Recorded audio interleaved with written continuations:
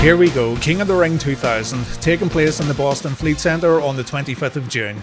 17,500 are in attendance, 475,000 have bought the show on pay-per-view, which is higher than I thought it would be given the pretty lackluster build-up. And in our main event, we've got a 6-man tag.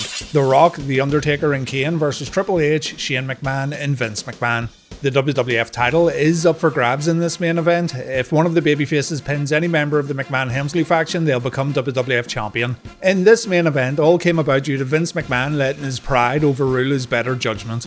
Rock, Kane and Taker were battling it out for weeks to see who would become #1 contender, and Linda McMahon decided to unite these guys and put them in this King of the Ring main event.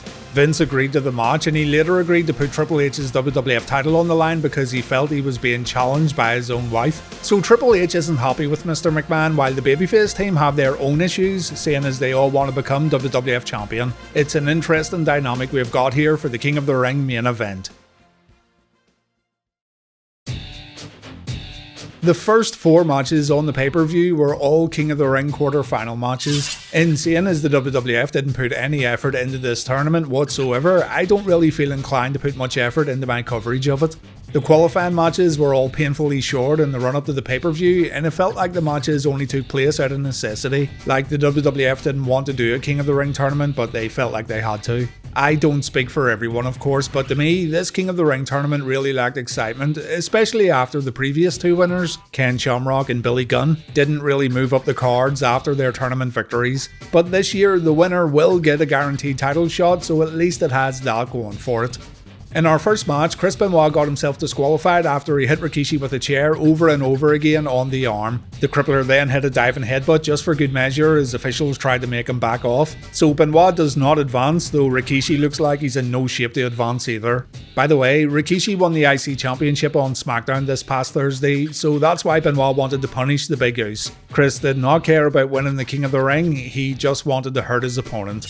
Latino Heat Eddie Guerrero came out with his Mamacita for our second quarter-final match. He's taken on Val Venis, who gets brought to the ring by Trish Stratus. Venis has been on a mean streak recently, and just on SmackDown a few days ago, Val hit Eddie with a nightstick. I said it on Reliving The War, and I'll say it again. I'm finding it a bit difficult to accept Venis as a badass heel, especially after his previous gimmick work. Kinda feels like WWF threw their arms up when it comes to Venis after that dodgy rivalry he had with Mick Foley. Yeah, the one that no one remembers. Incredibly, the WWF booked Venis to win this match, so they've taken both Chris Benoit and Eddie Guerrero out of the King of the Ring. Trish got on the apron, but she was quickly pulled down again by Chyna. Chyna was then able to successfully smack Venis from the apron, but Val kicked out of Eddie's follow-up cover. One fisherman suplex later, and Venis got the pinfall win. So even though Eddie got the assist, he was still unable to win the match. Young Crash Holly, one of the highlights of WWF television during this time period, beat Bill Buchanan in our next quarter-final, and he did it clean as a whistle. Bull missed his axe kick and Crash scored a quick pinfall victory. And then Chris Jericho met Kurt Angle in the best quarter-final match of the bunch. Chris had it won after locking in the walls of Jericho, but Stephanie McMahon ran down to distract the referee. Chris let go of the hold and he complained to the official, but Angle hit him from behind and Teddy Long got knocked out. Steph then tried to hit Chris with her women's championship belt, but Y2J ducked it and Angle took a shot. Jericho felt this was the perfect opportunity to kiss the woman he's been calling a slut for the past lot of weeks, and after the lip lock, Jericho falls victim to the Olympic slam. Kurt Angle's our match winner, so Rikishi, Val Venis, Crash Holly and Kurt have all advanced in the King of the Ring. Quite a few promos took place between the quarter-final matches, so let's go back and see what happened.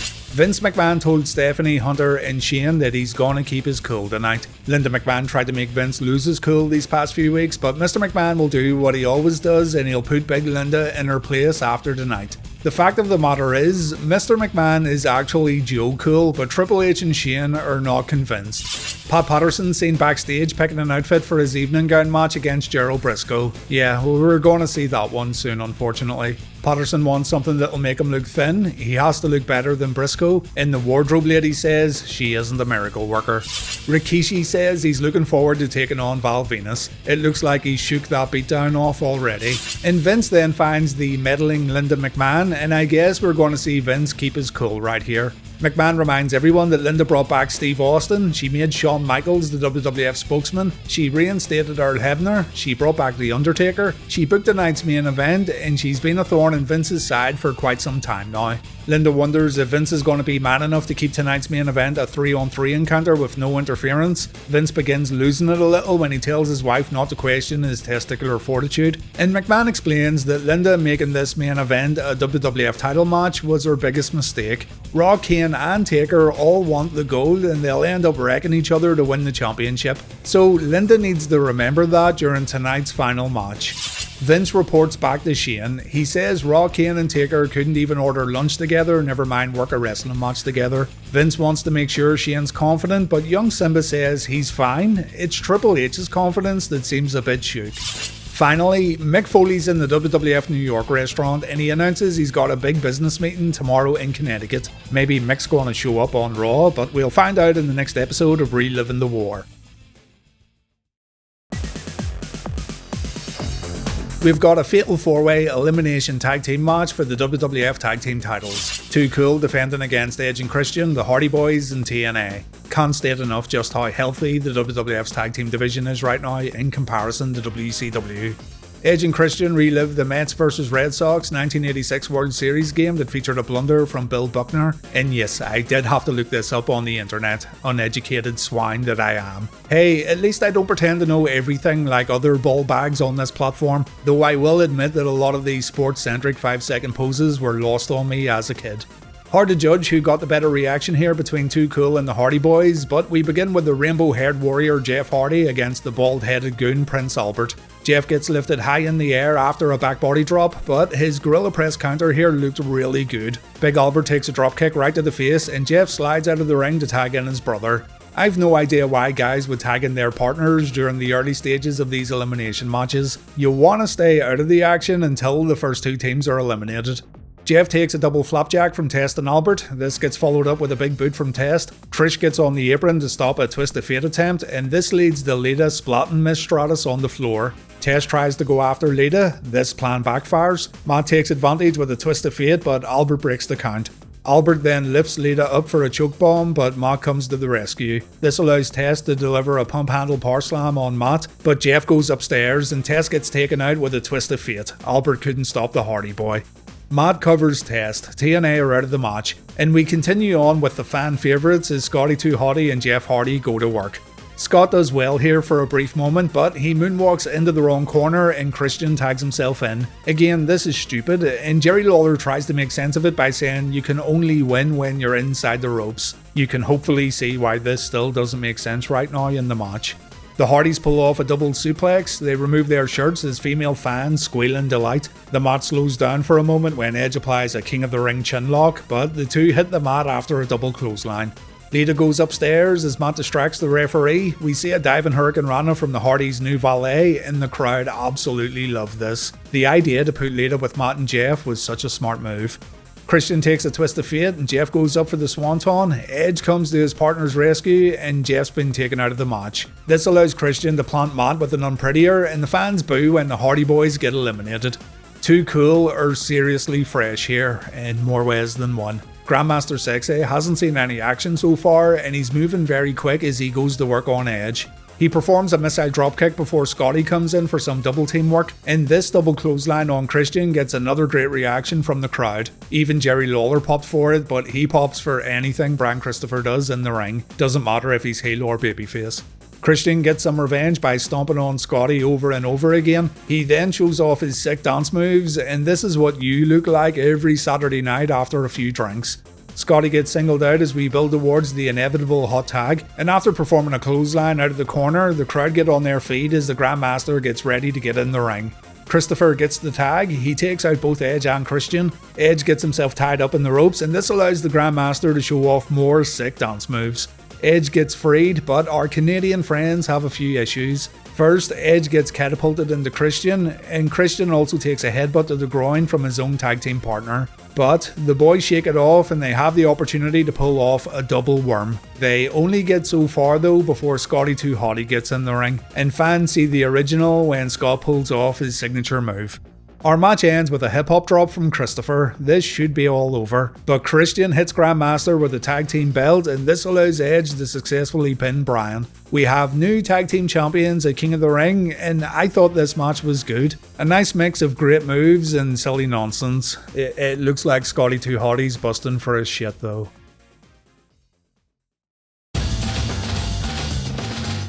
Our King of the Ring semi-final matches are up next, and Crash Holly says Kurt Angle's in big trouble, mister. Before Crash takes on the Olympic gold medalist though, Val Venis and Rikishi are going to have their match. These two have been feuding on WWF TV lately, so at least there's a bit something extra going into this one. Rikishi floors Venis with a standing sidekick and he immediately begins favouring his arm. The two go outside where Venis gets thrown into the ring steps, not once but twice. And when the two get in the ring, Big Quiche makes it obvious that his arm and shoulder isn't doing too well. Still, he performs a leg drop and a corner hip attack, but Val smells blood and he delivers an armbar takedown. From here, Venis targets the injured body part while also using the ring post. Rikishi gets back up and he tries to fight back, but his punches have little effect and he goes down after a DDT. Venis goes up for a money shot. He's very shocked when Rikishi gets to his feet, and Venis jumps right into a belly-to-belly suplex before Rikishi scores the 1-2-3. A clearly injured Rikishi's in the King of the Ring finals, and Trish Stratus isn't happy. She gets in the ring only to get slammed to the mat. Rikishi then lines up a banzai drop on the fallen valet, but Val Venis comes to the rescue and Rikishi's now in a lot of trouble. The big man not only gets the ring steps rammed into his shoulder, but Val also hits that injured arm with a steel chair. It'll take a small miracle for Rikishi to win this tournament, but again, I don't think anyone really cared all that much. Kurt Angle vs Crash was a clean match with no shenanigans going on, but quite simply, Crash was unable to overcome the Olympic gold medalist. It felt like a bit of a mismatch here, but that's the magic of King of the Ring, I guess. Crash lost after Angle performed the Olympic Slam, but fear not, Crash Holly fans, we will be seeing him again in just a moment. Next up, we've got the Hardcore title evening gown match between Pat Patterson and Jerry Brisco. Patterson won the Hardcore belt on Raw and he tried to avoid Brisco during SmackDown. In order to do this, Patterson dressed up like a woman so he could hide in the ladies' locker room. So, Jerry decided to dress like a woman too so he could get his hands on his fellow stooge. Mr. McMahon wasn't happy with how his stooges were acting, so he booked this match at King of the Ring. And yeah, it's a contender for the WWF's worst match during the entire Attitude Era. You know me by now, I've let a lot of things slide during this series because I seem to be one of the only few people on this platform who understands that times were very different during the Attitude Era, and there really isn't anything at all that offends me about this time period. Not preaching what's right or wrong, and I'm not defending anything, but I don't get my knickers in a twist over it either. This right here doesn't offend me either, but I will say it's incredibly weird. It's weird that McMahon would legitimately book this match thinking it was funny. Even the crowd in Boston hated the bout, and there's a mixture of silence, boos, and people chanting boring. Patterson using a sanitary product on Brisco doesn't get a pop. Instead, it's the sound of people groaning. And when the two begin slugging it out in the middle of the ring, the boos get louder and louder as paying customers continue to lose their patience. Thankfully, Crash Holly runs in, and this does bring a little life to the match. Crash uses this time to beat the Stooges up while also removing their clothes. A trash can shot to Patterson allows Crash to pin the Hardcore champ and win the match. So it ends with Elroy regaining his championship, and what can I say really? I've watched every single match of the Monday Night War for the second time right up until this point, and I can't recall a WWF match that got as bad of a crowd reaction as this one right here. We do tend to let things slide because it is the Attitude Era after all, but even in the year 2000, wrestling fans thought this was absolute garbage. I'm sure Vince McMahon thought it was hilarious, but it dragged the show way down. Devon says DX and Tori are going to find out that thou shalt not mess with the Dudley Boyz. And look, Bubba's got a table with Tori's name all over it. The Dudleys have been eager to put Tori through a table for quite some time, and after DX pushed the Dudleys off the SmackDown stage while in a dumpster, Mr. McMahon booked a table dumpster match between the Dudleys and DX tonight at King of the Ring. This is a 3-on-2 match. Tori will wrestle alongside Road Dogg and X-Pac, and for DX to win they have to put both Dudleys in a dumpster and also close the dumpster lid. For the Dudleys to win, they have to put all three members of DX through tables. Jim Ross calls Tori a Jezebel. Jerry Lawler says he doesn't know what a Jezebel is. There is a biblical explanation for the name Jezebel, of course, but our main man JR uses it for an all-encompassing term for women who act like arseholes. You don't need to know any more. Bubba Ray and Road Dogg start us off, and Bubba misses a corner splash in spectacular fashion. This prompts Road Dogg to ask his partner if he'd ever consider performing an act that involves the use of his mouth around the roadie's private region, and Devon politely declines while thanking him for the kind offer. Bubba performs a top rope clothesline before tagging in his partner. The Dudley Boy performs a jumping back elbow before getting brought to DX's corner. X-Pac tags in, and after putting his opponent on the mat, Devon wonders if X-Pac would like to perform an act that involves the use of his... Right, okay. Road Dogg attacks from the apron, spinning back kick from X-Pac, which is legitimately one of my favourite moves in the WWF right now. It always looked good. Tori comes into the match very briefly, and she asks Devon if he'd like to perform an act that involves using his mouth, and Devon's like, yes, say no more, yes I would, please. Unfortunately, Tori tags out, so Devon gets all mad. The DX boys take a double clothesline before Bubba comes back in. Big Bubba's all fired up as he performs a Bubba bomb on the Road Dogg. X-Pac falls victim to a sidewalk slam, and we then see the Dudleys diving headbutt. Not once, not twice, but by God, thrice. That's the most action Devon's ever seen, and he makes the most of it by keeping his head down there for way too long. Absolutely wild. As our match spills to the rampway, I'm starting to wonder why there's even tags in this match. Surely this is all going to break down into a big brawl, but it doesn't matter because our match is now over. Or at least it should be all over, seeing as the Dudleys got put in a dumpster. Our match official's too busy making sure that Tori's Shane McMahon hasn't been permanently damaged by that headbutt, and the Dudleys managed to escape the dumpster. When DX tell the referee to check the giant trash container, the boys realise they've just been bamboozled. The Dudleys appear from the other side of the ring. Road Dogg and X-Pac take stereo chair shots, and the Dudleys start rearranging the furniture as they look to put someone through a table. Tables get stacked, the steel steps get brought into the ring, and the Road Dogg Jesse James meets his maker after getting powerbombed from the ring to the outside.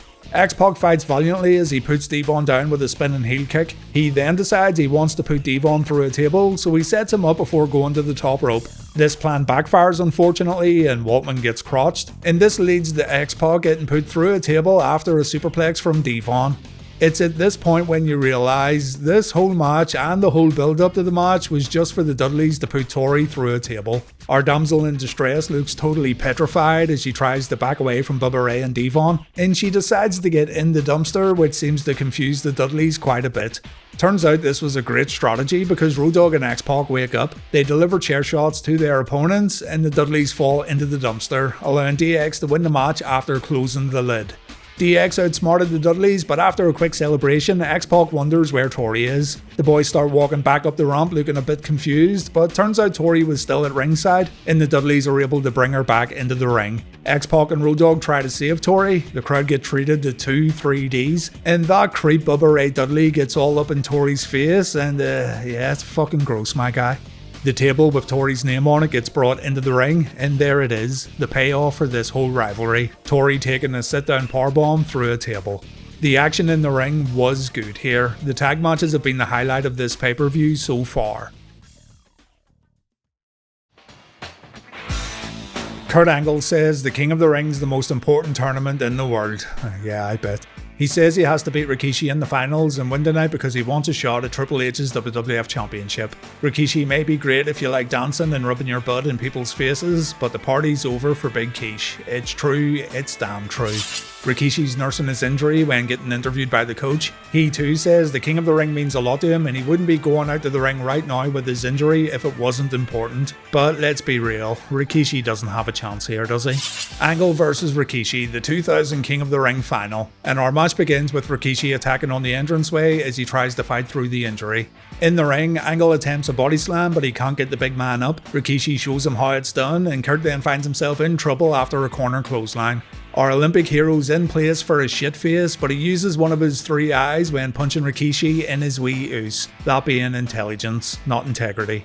Angle follows up with a clothesline, Rikishi takes some punishment in the corner. On the outside, the big man takes a ring step bump and that injured arm takes all the impact. Back inside the ring, Angle keeps the pressure on with a ton of strikes, and I'm surprised Angle isn't focusing on the arm a bit more. Rikishi fights back, but he hurts himself when performing a lariat. Still, Angle falls victim to a Samoan drop and Rikishi follows this up with a cutter. Unfortunately, Angle ends up in the corner where he takes a stink face, but all this does is piss Kurt off. He wakes up, he dashes over to perform the Olympic slam, but somehow Rikishi kicks out of 2 and the match continues on.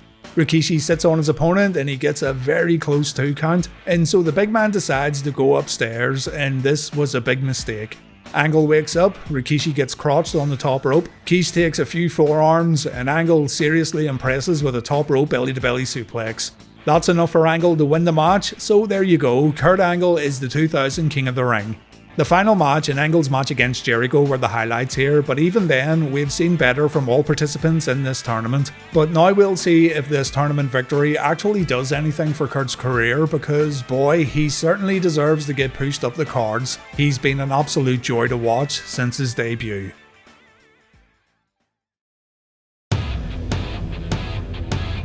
It's time for our main event. Kane said this match is all about the Big Red Machine becoming the WWF Champion, while The Undertaker said he didn't come to Boston to lose. Triple H continues to call Vince McMahon Joe Cool, while saying Mr. McMahon got backed into a corner by his meddlesome wife, but Vince remains defiant. He's still adamant that Kane, Rock and Undertaker won't be able to coexist in this main event match. Shane wants everyone to focus on the task at hand, but who knows what's going to happen here. Both teams seem a little dysfunctional right now.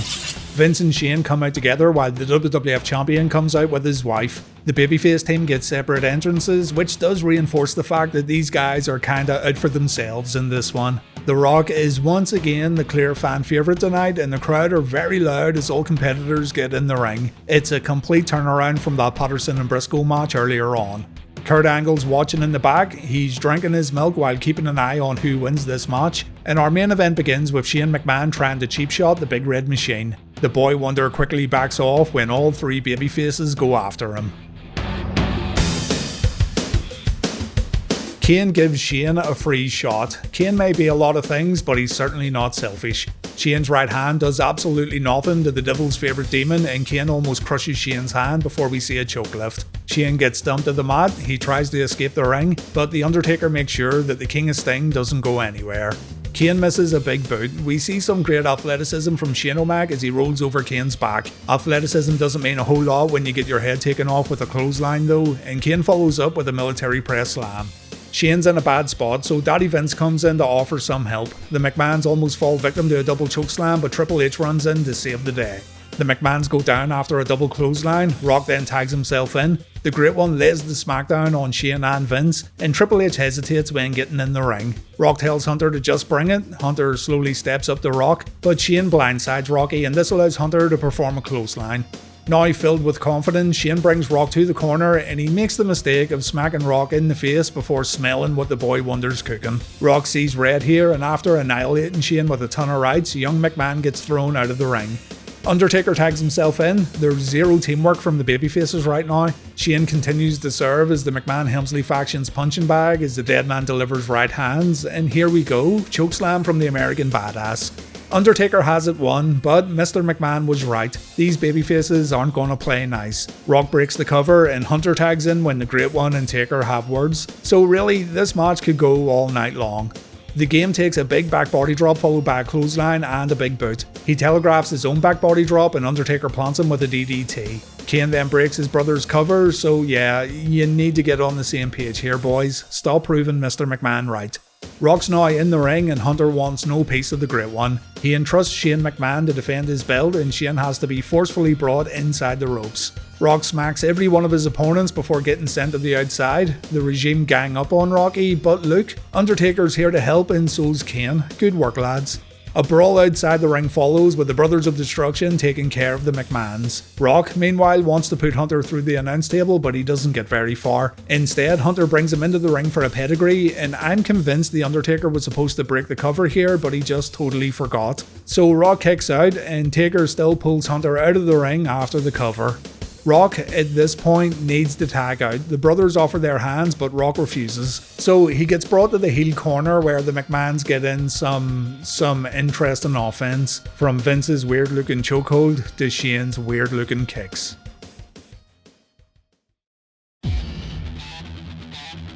Shane delivers a jumping back elbow, he then prances around the ring while laying in right hands. Rock tries to fight back here, but Triple H ensures he doesn't get too far. After Shane floors Rocky, he decides to tag in Vince. Old Vinnie Mac mustn't be feeling too confident here because he tags out again after one single punch. Hunter with a suplex, knee drop and neck breaker. Kane breaks up a cover before Vince gets a little too confident. The chairman tags in again and he mocks Kane and Taker before focusing on Rock, and when Rock fights back, he ends up taking a low blow. Hunter's back in, this exchange ends with a Samoan drop, and when Shane breaks up the cover, Kane and Taker get fed up and they bring the McMahons outside for another beating. The cameras cut back to the ring where Hunter performs the facebreaker knee smash, and when we go back to the outside, Kane's now beating up his own brother. It feels like we just missed something kinda important here.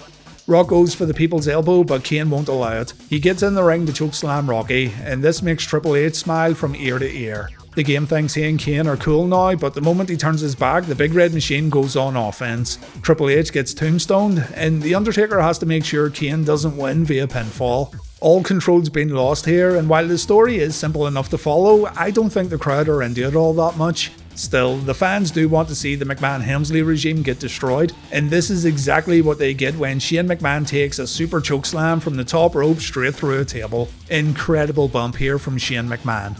Our match ends with Vince trying a people's elbow, and the way Vince runs is ridiculously comical. But Rock wakes up and Vince takes a rock bottom. Rock covers Vince, he gets the 1-2-3, and that means Rock is the new WWF Champion and Vince effectively cost Triple H the championship.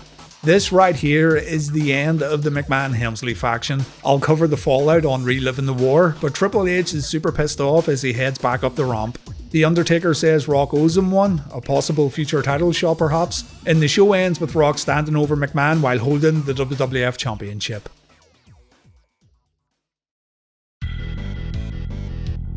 The tag team matches were all good on this show, but I didn't think much of the King of the Ring quarters and semi-finals. The Rikishi vs Angle match was just alright, though definitely nothing to get excited about. I suppose the WWF didn't want another Rocky vs Triple H match taking place on pay-per-view, and the 6-man tag was a way to get Taker and Kane involved while also moving the belt back to Rocky, but it did feel like they lost the crowd a little as the match went on. With all this in mind, the King of the Ring main event still makes WCW's current main events look absolutely pathetic in comparison. WWF main events feel like must-see matches, whereas excitement levels for WCW's final matches are at an all-time low. The WWF still puts on the better pay-per-views, though I think King of the Ring 2000 is one of the lesser pay-per-views from the company in the year 2000. Check out the tag team matches, skip the King of the Ring quarters and semis, and throw Brisco vs Patterson in the bin. Thank you so much for watching, and I'll see you on Thursday for Reliving the War.